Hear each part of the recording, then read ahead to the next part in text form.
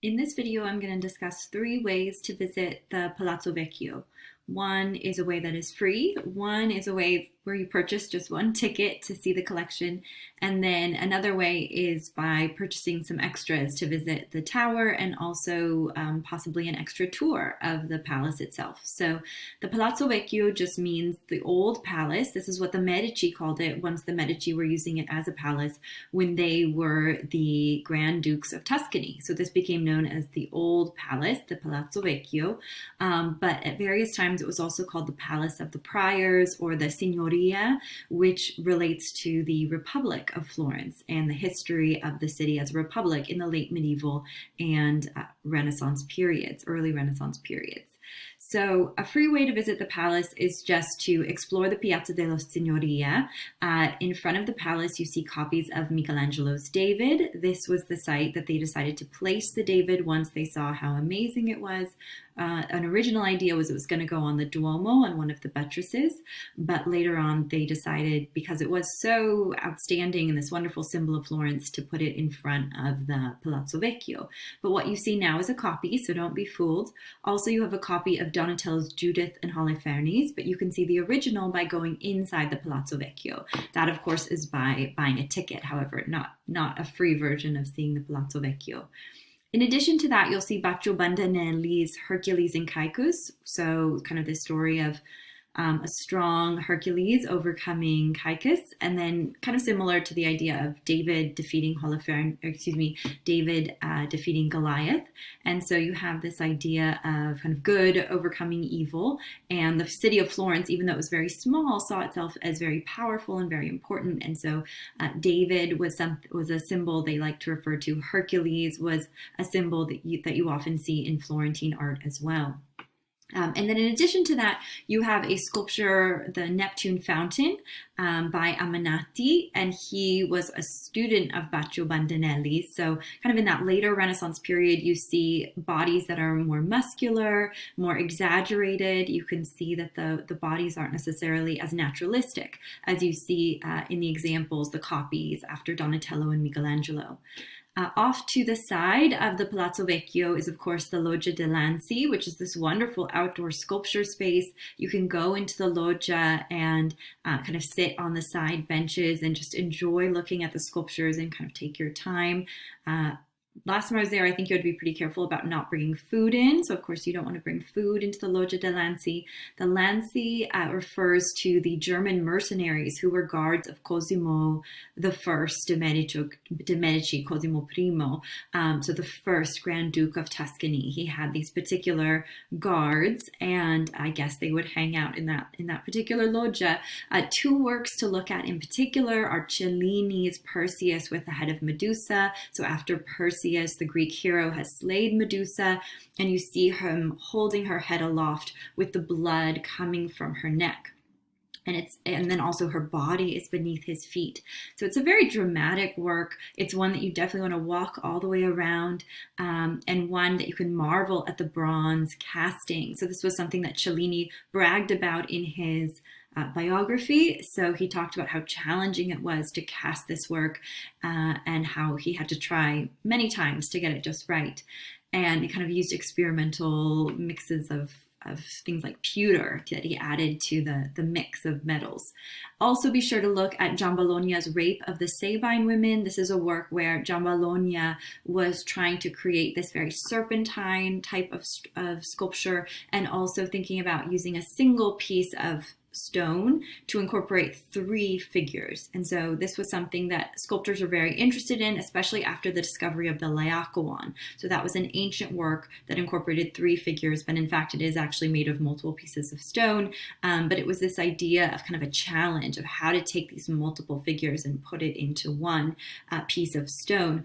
And it refers to this idea of the founding of Rome and the need for women when the men were founding Rome. And so they went off and abducted and took the women of the Sabine women. In addition to that, you'll also see other sculptures in the Loggia de' Lanzi that have classical iconography, including an ancient sculpture of Menelaus with the body of Patroclus. This is, of course, from the Trojan War. This sculpture in particular has been heavily restored, so just something to remember. There's also a large equestrian sculpture of Cosimo I in the Piazza della Signoria. And of course, also if you look at the ground, as you go around the piazza, you'll see a circular plaque that commemorates the site of Savonarola's death.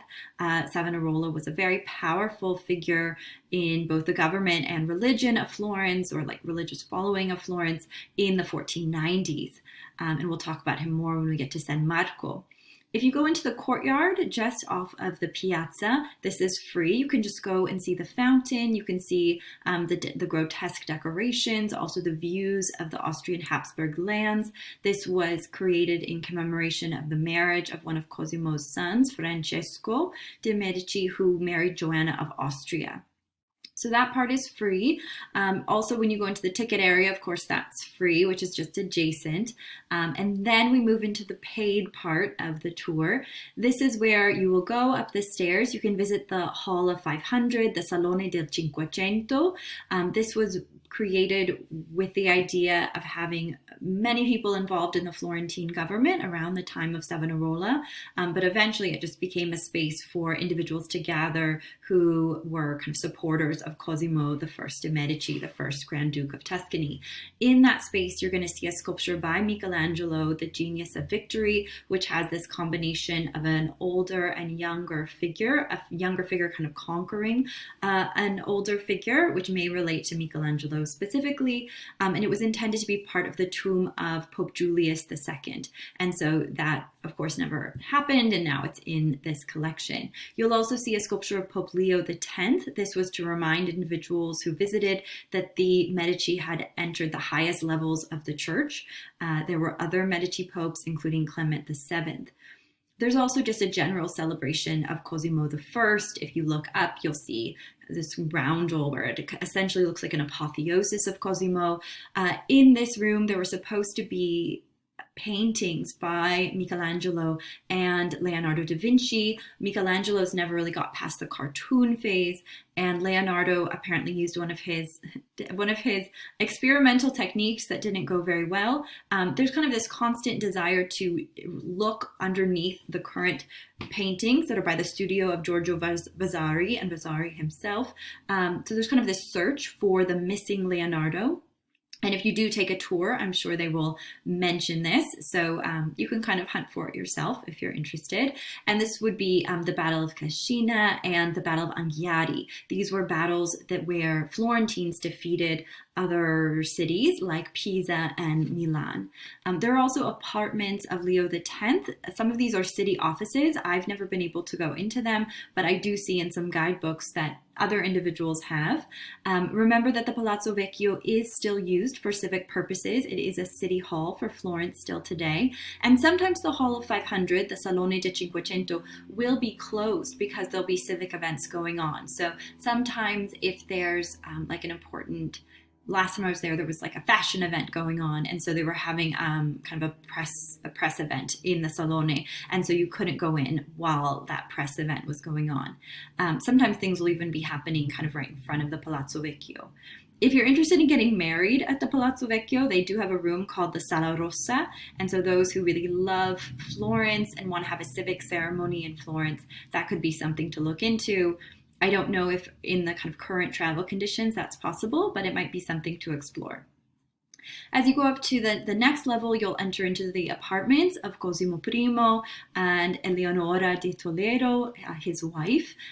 Cosimo and Eleonora had these multiple room apartments that you can kind of move through. Cosimo's spaces are defined by the elements. There's a room representing water, fire, earth, and air. There's also a loggia that has a beautiful view of San Miniato al Monte, and a sculpture by Verrocchio, who is the teacher of Leonardo da Vinci. And so you can kind of tour through those spaces. People tend to really love the loggia, especially to kind of enjoy some fresh air as they're moving through the tour. As you enter into the rooms of Eleonora, you'll be able to see some of her kind of names and markers as you're moving through the space. There's a green room that connects to the Vasari corridor, you'll see a big kind of lock on that particular door. And usually there's a guard close by, so you can check with them to just ask, is this the Vasari corridor? Just for reference, the Vasari corridor was a corridor that led from the Palazzo Vecchio. It went through the Uffizi and over to the Pitti Palace. So actually, once they moved over to the Pitti Palace, it was really from that direction that they would travel in the morning and then move the other direction. This meant they didn't have to go down into the street. So there's a room with this obvious door to the Vasari corridor. Then you also see a beautiful chapel painted by Bronzino for Eleonora. There are also a lot of rooms that kind of celebrate historic and heroic women. So the Sabines, Esther, there's also a Penelope room. Penelope was known for being a very loyal, very faithful wife to Odysseus. There's also another chapel that you move through. This one is not specifically for Eleonora. You'll see a mask of Dante. So people tend to really love seeing that Dante mask. I remember my students loved taking pictures of it. There's an audience room where Cosimo could have audiences that's smaller, of course, than the Salone del Cinquecento. And then they tend to have kind of historic exhibitions. They'll tend to have documents on display or drawings. And so it's always nice to see what they have on display. There's an old chancellery room that has a bust of Machiavelli, the author of The Prince, who probably wrote The Prince, commenting on some of the ruling style of the Medici. And then there's a wonderful hall of geographical maps that was commissioned by Cosimo de' Medici. And this is extraordinary because it really gives you a great sense of kind of how the world was opening up in the 16th century and there was greater understanding of the world. And usually there's a wonderful guard or guide in the room where you can ask kind of where different locations are in the room and they'll show you where it is. So if you say, where's California or where's this specific place, they'll be able to tell you where it is if it is included in the room. The room was never finished according to Cosimo's design, but it does have a lot of features that you can explore, and it was designed so there could be kind of cupboards where you could store objects. If you want to do extra parts to the Palazzo Vecchio, a lot of people like to add the Tower of Arnolfo, so the Torre d'Arnolfo, which means just the Tower of Arnolfo di Cambio, who was the designer or the architect of the Palazzo Vecchio. And so that can definitely be something to add if you're into climbing. So I think you climb something like 400 or 500 steps. It's not a terribly difficult climb. If it's very hot, it can be a bit more challenging. But it's a really wonderful view and a little bit less crowded sometimes than climbing to the top of the cupola on the Duomo. And so it's something that I recommend if you have a bit more energy and you want to get some great photos or you want to post something to social media. A tour that I really loved was the Secret Passages tour. So I found a Secret Passages tour because I wanted to see the studiolo of Francesco de' Medici. He had this wonderful studiolo that I could never get into when the museum was just open regularly. So I found this Secret Passages tour that was wonderful. Not too expensive, just a couple of extra euro added onto my regular ticket. They talk about kind of the history. They show you how the building was kind of how they expanded the building over time. They discuss the history of the priors, kind of the early rulers, how the early government system worked in Florence.